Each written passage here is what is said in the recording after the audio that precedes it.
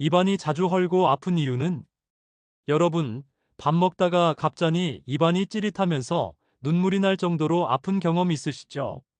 단순히 입안이 헌 것이라고 생각하고 며칠 지나면 낫겠지 하고 넘어가셨다면 지금 당장 이 영상을 끝까지 보세요. 왜냐하면 반복되는 입안 염증은 단순한 상처가 아닐 수도 있거든요. 심각한 면역 질환의 신호일 수도 있고, 심지어는 암의 전조 증상일 수도 있습니다. 오늘 이 영상을 보고 나면 여러분의 입안 건강에 대한 관점이 완전히 바뀔 거예요. 1. 구내염. 단순 염증 아닐 수 있어요. 많은 분들이 입안이 헐면 또 구내염이네 하면서 대수롭지 않게 넘어가십니다. 하지만 잠깐, 정말 그냥 구내염일까요? 72세 김영희 할머니 이야기를 들어보세요. 김 할머니는 한 달에 두세 번씩 입안이 헐어서 고생했습니다. 처음엔 나이 들어서 그런가 보다 하고 생각했죠. 그런데 어느 날 딸이 엄마, 이상하지 않아요? 왜 이렇게 자주 입안이 허는 거예요? 라고 말하면서 병원에 가자고 했습니다. 검사 결과는 충격적이었습니다. 단순한 구내염이 아니라 베체트병이라는 자가 면역 질환이었던 거죠.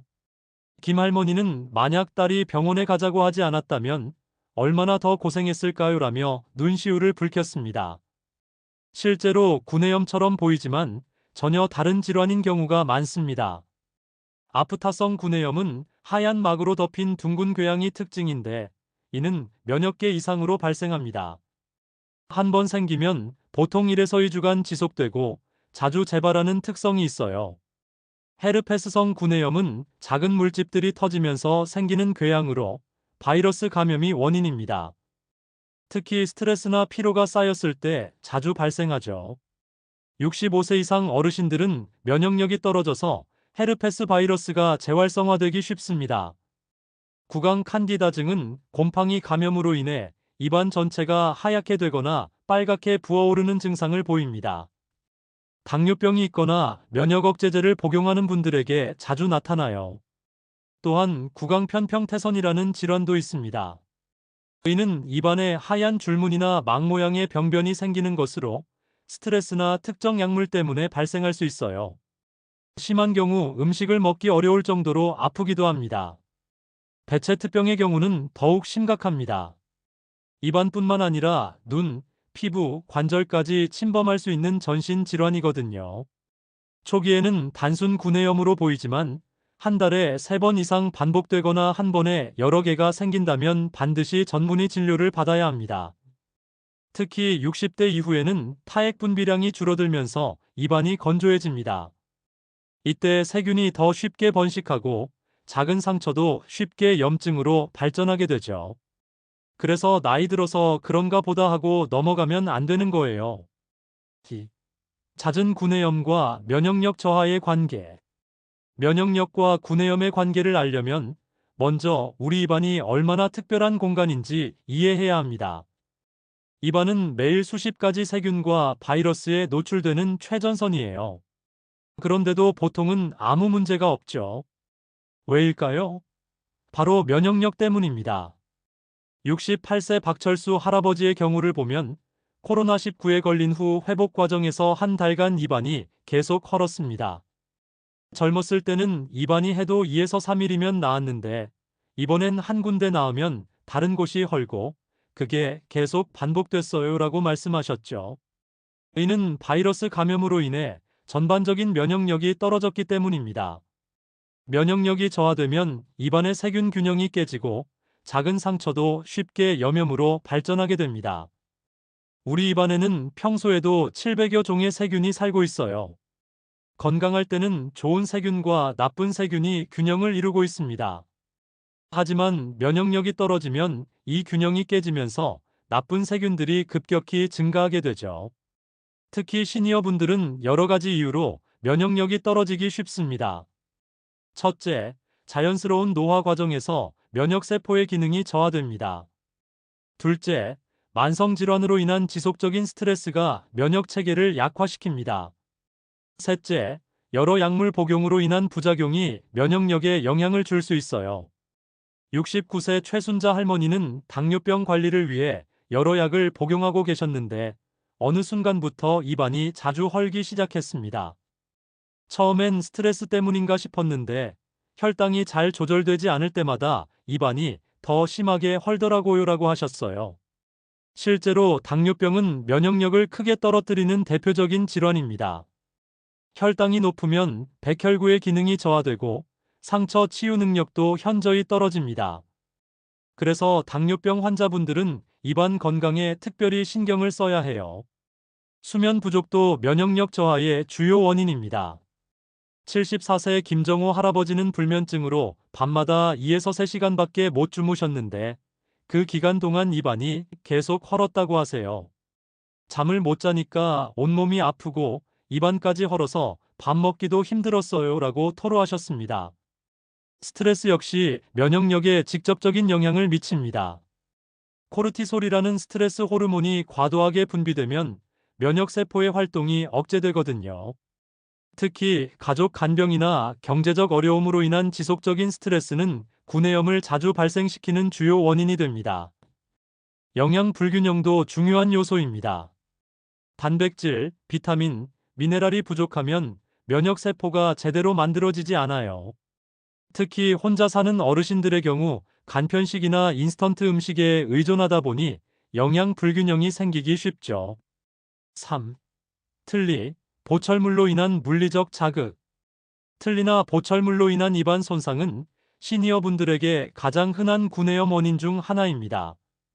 통계를 보면 65세 이상 어르신의 60% 이상이 틀니를 사용하고 계시는데 이 중 상당수가 틀니로 인한 구강 문제를 경험하고 있어요.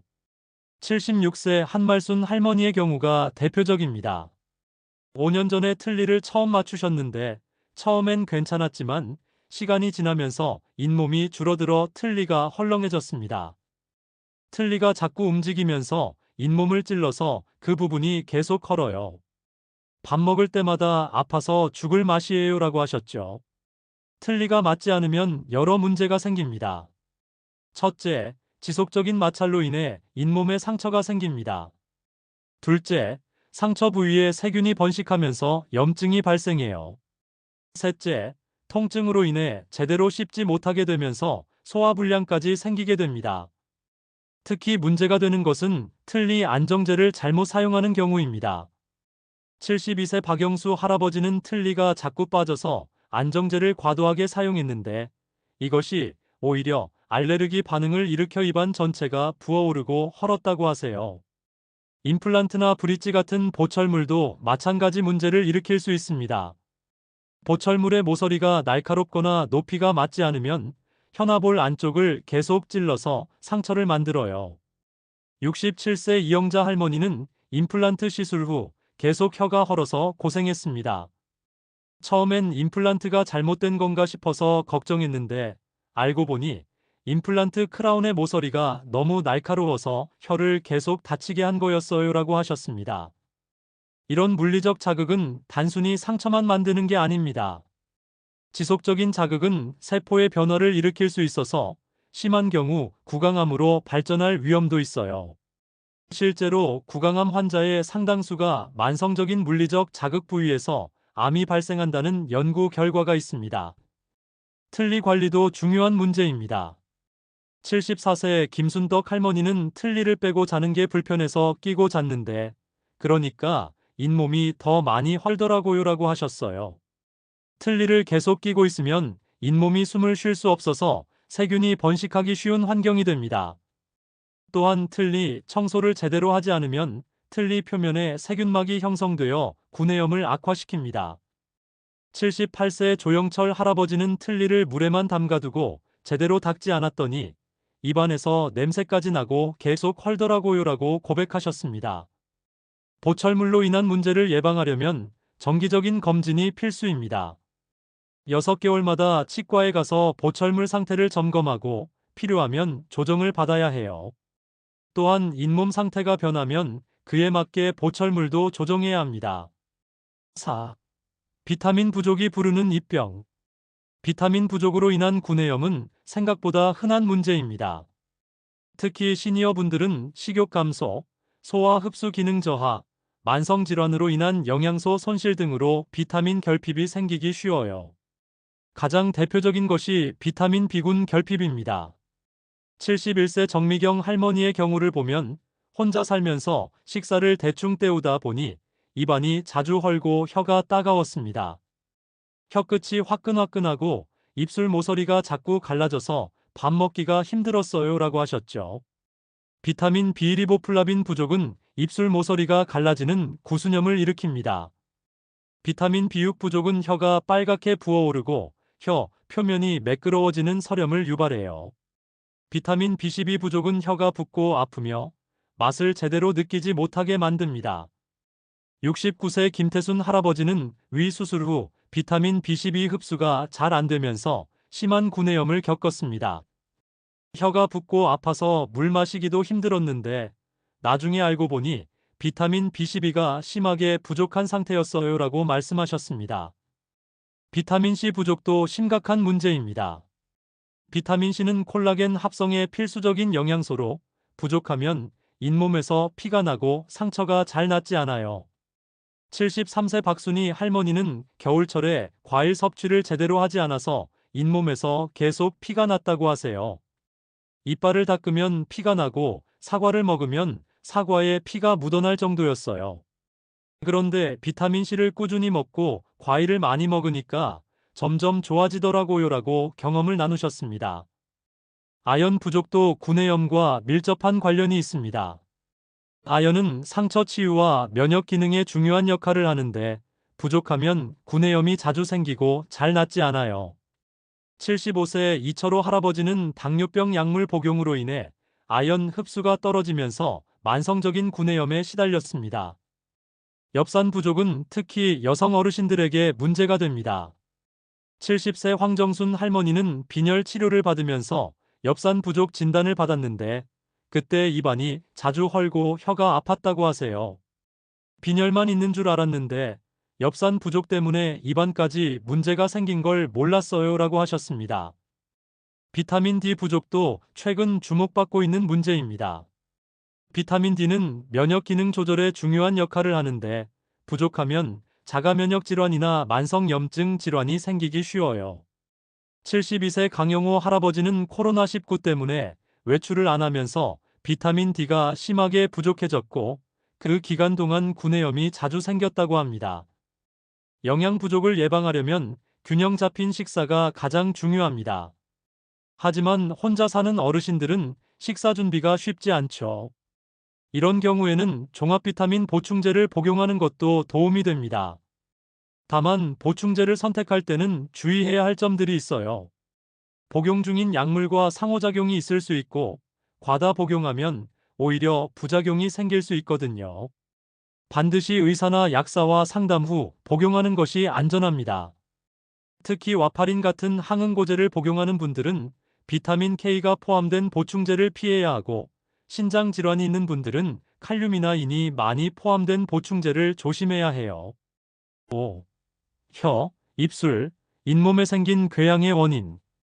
입안에 생기는 궤양은 위치에 따라 원인이 다를 수 있습니다.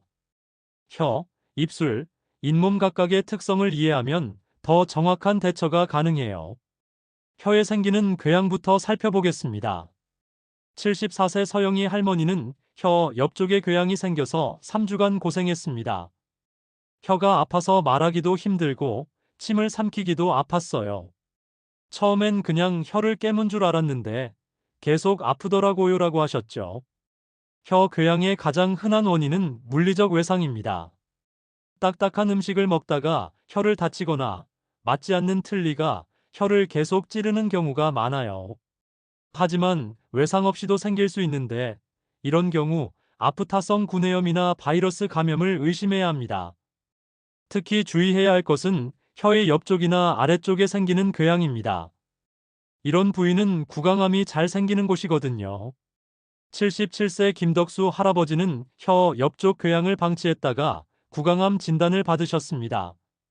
그냥 입병인 줄 알고 있었는데 2개월이 지나도 낫지 않아서 병원에 갔더니 암이었어요 라며 안타까워하셨습니다. 입술 궤양은 주로 헤르페스 바이러스나 세균 감염이 원인입니다. 70세 안순자 할머니는 감기를 앓은 후 입술에 물집이 생기더니 터져서 궤양이 되었습니다. 입술이 부어오르고 아파서 밥 먹기가 힘들었어요. 특히 짠 음식을 먹으면 너무 아팠죠라고 하셨어요. 입술 모서리에 생기는 구수염은 주로 침이나 틀니, 자극이 원인입니다. 76세 조병호 할아버지는 틀니가 헐렁해지면서 침이 자주 흘러서 입술 모서리가 계속 갈라졌습니다. 한쪽이 나으면 다른 쪽이 갈라지고 그게 계속 반복돼서 고생했어요 라고 말씀하셨습니다. 잇몸 궤양은 대부분 잇몸병이나 외상이 원인입니다. 72세 이정자 할머니는 딱딱한 오징어를 먹다가 잇몸을 다쳤는데 그 부위가 궤양이 되어 한 달간 아팠다고 하세요. 처음엔 별거 아닌 줄 알았는데 계속 곪고 아파서 치과에 갔더니 뼈까지 염증이 번졌다고 하더라고요라고 하셨습니다. 잇몸 궤양에서 특히 주의해야 할 것은 치주병입니다. 시니어 분들은 치주병 유병률이 매우 높은데 치료하지 않으면 잇몸에 깊은 궤양이 생기고 치아를 잃을 수도 있어요. 75세 최영민 할아버지는 치주병을 방치하다가 잇몸에 큰 궤양이 생겼습니다. 잇몸에서 피가 나고 고름이 나와서 냄새까지 났어요. 치아가 흔들리기 시작해서 그제서야 치과에 갔는데 이미 늦었다고 하더라고요라며 후회하셨습니다. 구강암으로 인한 궤양도 반드시 언급해야 할 문제입니다. 구강암은 초기에는 단순한 궤양처럼 보이지만 2주 이상 낫지 않거나 점점 커지는 특징이 있어요. 특히 흡연이나 음주 경력이 있는 분들은 더욱 주의해야 합니다. 68세 박철민 할아버지는 30년간 담배를 피우셨는데 혀 아래쪽에 생긴 작은 궤양을 방치했다가 구강암 3기 진단을 받으셨습니다. 담배 때문에 입안이 자주 헐어서 대수롭지 않게 생각했는데 이번엔 달랐어요. 만졌을 때 딱딱하고 가장자리가 울퉁불퉁했거든요라고 하셨습니다. 궤양의 위험 신호들을 정리하면 다음과 같습니다. 2주 이상 낫지 않는 궤양, 점점 커지는 궤양, 만졌을 때 딱딱한 궤양, 출혈이 계속되는 궤양, 통증이 없는 깊은 궤양 등은 반드시 전문의 진료를 받아야 해요. 6. 자극적인 음식은 피해야 합니다. 또 왔네. 혜진 씨는 거울을 보며 한숨을 쉽니다. 어제 친구들과 즐겁게 먹었던 매운 떡볶이와 김치찌개의 여운이 입안에 작은 상처로 남아 있었거든요. 사실 혜진 씨만의 이야기가 아닙니다. 우리 모두에게 너무나 친숙한 풍경이죠. 매운 음식을 먹고 난 다음 날 입안이 따끔거리기 시작하는 그 순간. 처음엔 설마하며 혀로 살살 건드려 보죠. 하지만 그 작은 접촉만으로도 찌릿한 통증이 전해집니다. 아, 또 났구나. 하며 체념하게 되는 그 순간 말이에요. 자극적인 음식이 우리 입안에 미치는 영향은 생각보다 심각합니다. 고춘양의 캡사이신 성분은 입안 점막을 직접적으로 자극해서 염증을 유발하죠. 특히 이미 작은 상처가 있거나 입안이 예민한 상태라면 이런 자극은 마치 상처에 소금을 뿌리는 것과 같은 효과를 냅니다. 그럼 매운 음식을 아예 끊어야 하나요? 많은 분들이 이런 고민을 하시죠. 하지만 완전히 끊기는 현실적으로 어려워요. 대신 현명한 방법을 찾아보세요. 매운 음식을 먹을 때는 찬물이나 우유를 함께 마시는 것이 좋습니다. 우유의 카제인 성분은 캡사이신을 중화시켜 주거든요. 또한 시큼한 음식도 주의해야 합니다. 김치, 식초가 들어간 음식, 신과일들. 이런 음식들의 산성 성분은 입안의 pH 균형을 깨뜨려서 세균이 번식하기 좋은 환경을 만들어요. 특히 오렌지나 레몬 같은 감귤류는 비타민C가 풍부해서 좋다고 생각하기 쉽지만 구내염이 있을 때는 오히려 독이 될 수 있어요. 견과류도 조심해야 할 음식 중 하나입니다. 호두, 아몬드, 땅콩. 이런 견과류들은 영양가는 높지만 날카로운 모서리가 입안을 긁을 수 있어요. 특히 바삭하게 구운 견과류는 더욱 위험하죠. 먹을 때는 충분히 씹어서 부드럽게 만든 후 삼키는 것이 좋습니다. 딱딱한 음식들도 마찬가지예요. 과자, 크래커, 구운 빵. 이런 음식들은 먹는 과정에서 입안을 물리적으로 자극할 수 있습니다. 40대 회사원 정민 씨는 아침에 토스트를 먹다가 입천장이 긁혀서 일주일 내내 고생했다고 털어놓더군요. 뜨거운 음식 역시 주의해야 합니다. 갓 끓인 국물, 뜨거운 커피, 김이 모락모락 나는 찜. 이런 음식들은 입안 점막을 화상 입힐 수 있어요. 특히 바쁜 아침, 서둘러 뜨거운 음식을 먹다가 입안을 데이는 경우가 많죠. 한 번 데인 부위는 며칠 동안 아프면서 음식을 제대로 먹기 어려워집니다. 알코올도 입안 건강에 적입니다. 술을 마시면 입안이 건조해지면서 세균이 번식하기 쉬운 환경이 되죠. 특히 도수가 높은 술일수록 점막을 더 자극해요. 회식 다음날 입안이 헐어서 고생해본 경험 다들 있으시죠? 그렇다면 어떤 음식을 먹어야 할까요? 부드럽고 시원한 음식들이 도움이 됩니다. 죽, 계란찜, 두부, 바나나, 요거트. 이런 음식들은 입안에 자극을 주지 않으면서도 영양을 공급해줘요. 특히 요거트는 유산균이 풍부해서 입안의 세균 균형을 맞춰주는 효과도 있어요. 물을 많이 마시는 것도 중요합니다. 하루에 8잔 이상의 물을 마시면 입안을 촉촉하게 유지할 수 있어요. 입안이 건조하면 세균이 번식하기 쉽고 작은 상처도 잘 아물지 않거든요. 7. 입병 완화에 도움이 되는 민간요법. 할머니의 지혜가 담긴 민간요법들, 과연 효과가 있을까요? 사실 많은 민간요법들이 과학적 근거를 바탕으로 하고 있어요. 오늘은 검증된 민간요법들을 소개해 드릴게요. 가장 대표적인 것이 소금물 가글입니다. 입안이 아프면 소금물로 헹궈라는 할머니의 말씀 들어보셨죠? 이건 정말 효과적인 방법이에요. 소금의 삼투압 작용으로 세균의 수분을 빼앗아 죽이고 염증을 가라앉히는 효과가 있거든요. 하지만 소금물을 만들 때 주의할 점이 있어요. 너무 진하면 오히려 점막을 자극할 수 있어요. 미지근한 물 한 컵에 소금 반 티스푼 정도가 적당합니다. 그리고 하루에 3에서 4번, 30초 정도씩 가글하세요.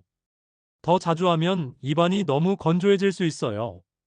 36세 직장인 수연 씨는 소금물 가글을 시작한 후로 구내염이 훨씬 빨리 나았다며 처음엔 반신반의했는데 정말 효과를 봤다고 말합니다. 실제로 많은 치과 의사들도 소금물 가글을 권하고 있어요. 꿀도 입병에 좋은 민간요법 중 하나입니다. 꿀에는 항균 성분이 들어있어서 세균을 억제하고 상처 치유를 도와줘요. 특히 마누카 꿀이 효과가 좋다고 알려져 있어요. 하지만 순수한 꿀을 직접 상처 부위에 발라야 해요. 설탕이 들어간 가공된 꿀은 오히려 세균의 먹이가 될 수 있거든요. 사용법은 간단해요. 깨끗한 면봉이나 손가락으로 꿀을 살짝 찍어서 상처 부위에 발라주세요. 처음엔 조금 따끔할 수 있지만 곧 시원해집니다. 하루에 2에서 3번 정도 발라주면 돼요. 알로에도 염증 완화에 도움이 됩니다. 알로에의 끈적한 젤 성분에는 항염 효과가 있어요. 집에서 기르는 알로에가 있다면 잎을 잘라서 안쪽에 투명한 젤을 발라보세요. 단, 알로에 껍질은 제거해야 해요. 껍질에는 자극적인 성분이 있거든요. 녹차도 좋은 민간요법입니다. 녹차의 카테킨 성분은 항균, 항염 효과가 있어요. 진하게 우린 녹차로 가글을 하거나 녹차 우린 물에 적신 거즈를 상처 부위에 올려두는 방법도 있어요. 단, 너무 뜨거우면 안 되니까 미지근하게 식힌 후 사용하세요. 코코넛 오일도 최근 주목받고 있는 민간요법이에요. 코코넛 오일의 라우르산 성분이 세균을 억제한다고 해요. 입안에서 오일을 10에서 15분 정도 머금고 있다가 뱉어내는 오일 풀링 방법을 써보세요. 처음엔 이상할 수 있지만 며칠 하다 보면 입안이 깔끔해지는 느낌을 받을 거예요. 요거트도 효과적입니다. 플레인 요거트의 유산균이 입안의 나쁜 세균을 억제하고 좋은 세균을 늘려줘요. 하루에 한 번 정도 플레인 요거트를 천천히 먹으면서 입안 곳곳에 발라주세요. 단, 설탕이 들어간 요거트는 피하세요. 비타민 E 오일을 직접 바르는 방법도 있어요.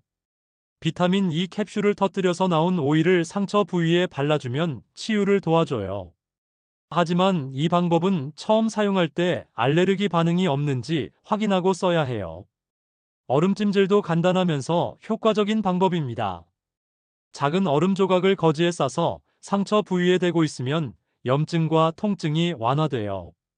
단, 너무 오래되고 있으면 동상 위험이 있으니 5분 정도만 하세요. 하지만 이런 민간요법들도 한계가 있어요. 증상이 심하거나 2주 이상 지속된다면 반드시 병원에 가야 합니다. 민간요법은 보조적인 치료 수단이지 모든 문제를 해결해주는 만능 치료법은 아니거든요. 8.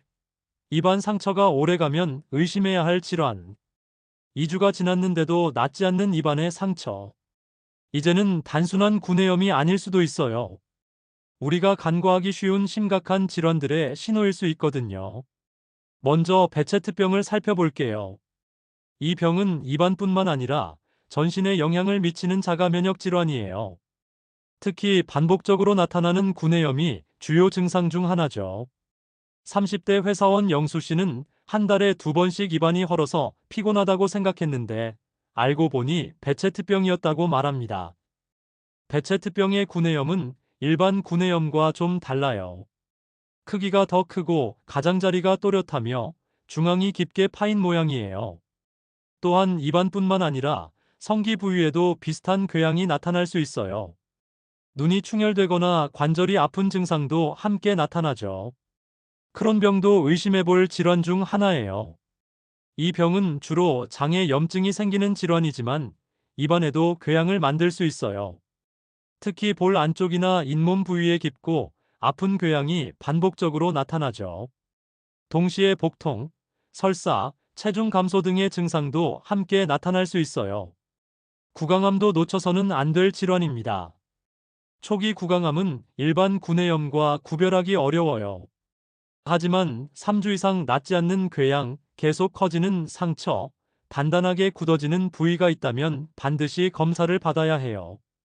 50대 자영업자 철민 씨는 혀 옆쪽에 작은 상처가 생겼는데 한 달이 지나도 낫지 않아서 병원에 갔더니 구강암 초기라고 하더라며 다행히 일찍 발견해서 치료할 수 있었다고 말합니다. 구강암의 위험 신호들을 알아두세요. 궤양이 점점 커지거나 주변 조직이 단단해지거나 출혈이 자주 일어나거나 입을 벌리기 어려워지는 증상이 있다면 즉시 병원에 가야 해요. 특히 흡연자나 과음하는 분들은 더욱 주의해야 합니다. 헤르페스성 구내염도 구별해야 할 질환이에요.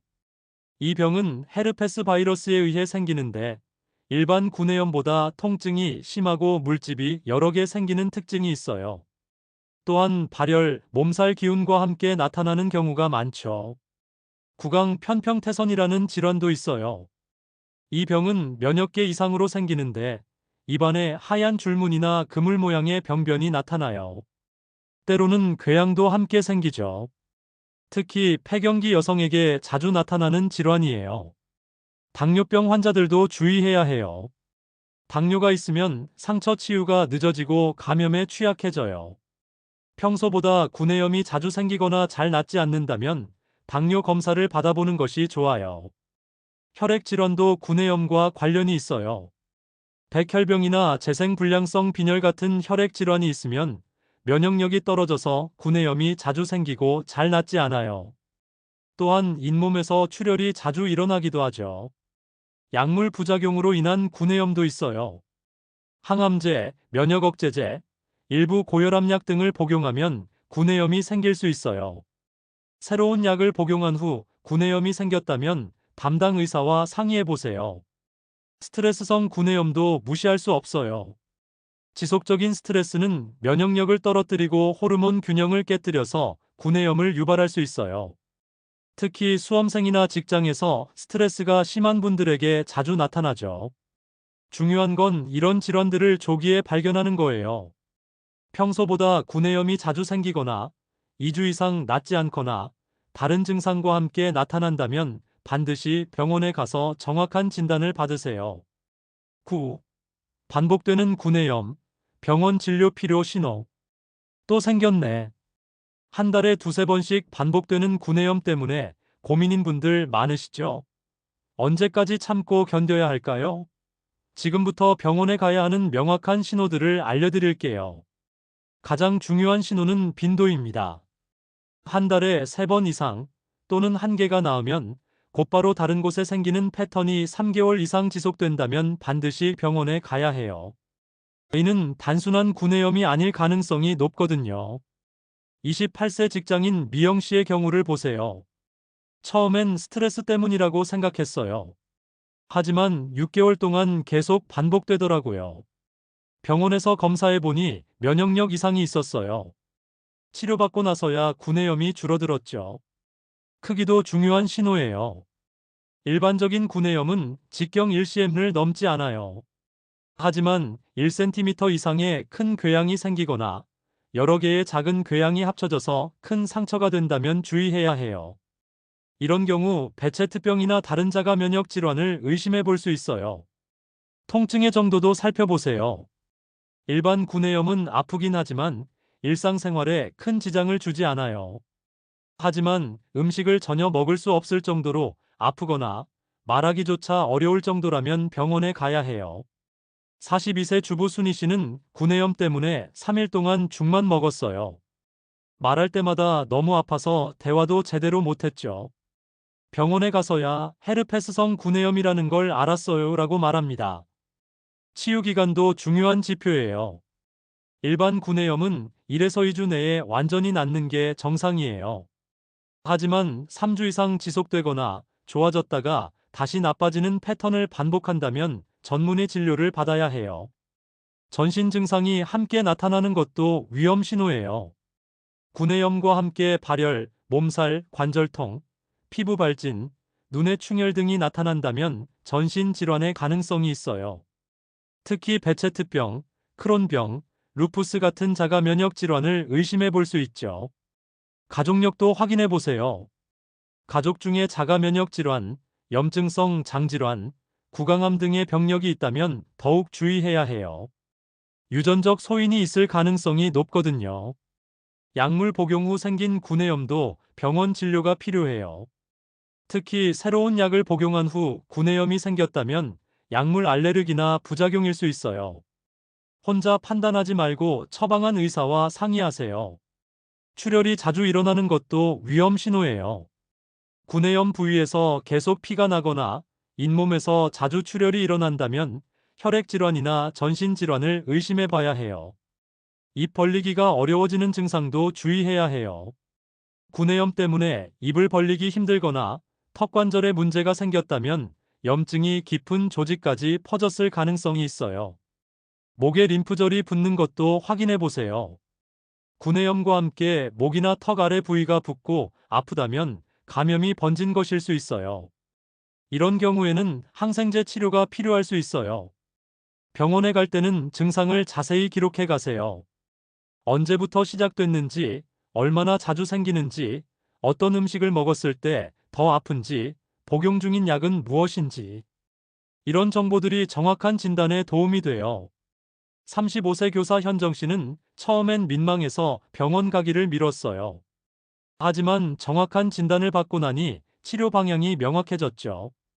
진작 갔으면 덜 고생했을 텐데 하는 생각이 들어요라고 조언합니다. 병원에서는 단순히 약만 처방하는 게 아니에요.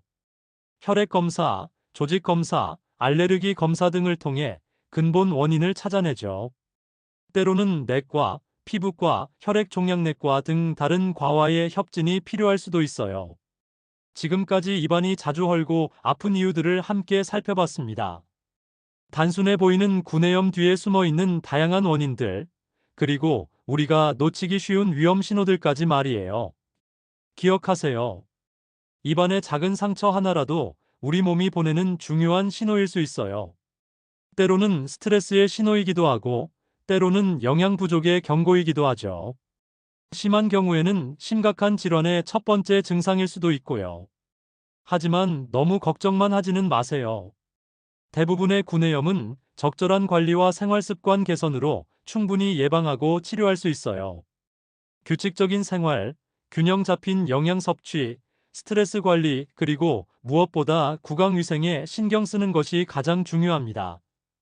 자극적인 음식을 피하고 충분한 수분 섭취를 하고 비타민과 미네랄을 골고루 섭취하세요. 틀니나 보철물이 맞지 않는다면 치과에서 조정받고 면역력이 떨어졌다면 충분한 휴식을 취하세요. 민간요법들도 도움이 되지만 만능은 아니에요. 소금물 가글, 꿀, 알로에 같은 검증된 방법들을 보조적으로 활용하되 근본적인 해결책을 찾는 것이 중요해요. 그리고 가장 중요한 것은 내 몸의 신호를 놓치지 않는 거예요. 2주 이상 낫지 않는 상처, 한 달에 3번 이상 반복되는 구내염, 평소보다 심한 통증이나 크기. 이런 신호들이 나타난다면 주저하지 말고 병원에 가세요. 건강한 입안은 건강한 삶의 시작입니다. 맛있는 음식을 즐기고 자유롭게 대화하고 환하게 웃을 수 있는 것. 이 모든 것이 건강한 입안에서 시작되거든요. 오늘부터라도 내 입안 건강에 더 관심을 가져보세요. 양치질할 때 입안 구석구석을 살펴보고 아픈 곳이나 이상한 부분은 없는지 확인해 보세요. 작은 관심과 주의가 큰 문제를 예방할 수 있어요. 여러분의 건강한 미소를 응원합니다. 더 이상 입안 때문에 고생하지 마시고 오늘 알려드린 내용들을 실천해서 건강한 입안을 유지하세요. 작은 실천이 큰 변화를 만들어낼 거예요.